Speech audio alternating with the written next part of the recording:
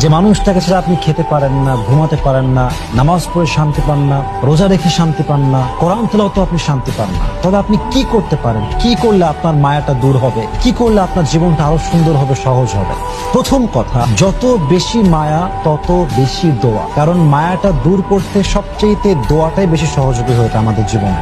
যদি খুব বেশি মায়া কাজ করে, দোয়া করবেন খুব বেশি বেশি। দোয়াটা হবে এরকম যে আল্লাহ, যে মানুষটা আমার কপালে নেই তার জন্য কোনো প্রকার মায়া ভালোবাসা তুমি আমার হৃদয়ে রেখো না। जो इंसान मेरा नहीं है उसके लिए कोई मोहब्बत तुम मेरे दिल में ना रखना। দোয়াটা হবে অলওয়েজ এরকম, আল্লাহ যে মানুষটা আমার নয় তার জন্য কোনো মায়া তুমি আমার হৃদয়ে রেখো না। যে মানুষটা আমার কখনো হবেই না তার প্রতি কোনো আসক্তি তুমি আমার হৃদয়ে দিও না। আল্লাহ, আমি তো শুধুমাত্র তোমার প্রিয় হতে চাই, তোমার প্রিয় বান্দা হতে চাই। আল্লাহ, তুমি আমার হৃদয়টাকে দুনিয়ার সমস্ত মায়া, মোহাব্বত, ভালোবাসা, আসক্তি থেকে দূর করে আমার হৃদয়ে শুধুমাত্র তোমার ভালোবাসা ঢুকায় দাও। আল্লাহ, আমি তোমার প্রিয় হতে চাই, আমি তোমার সবচেয়ে নিকটতম বান্দা হতে চাই। আল্লাহ, তুমি আমার দোয়াকে কবুল করো। এই দোয়া যদি আপনি অলওয়েজ করতে পারেন, ভেরি সুন ইনশাআল্লাহ তাআলা আল্লাহ আপনার জীবনকে অনেক বেশি সহজ করে দেবে।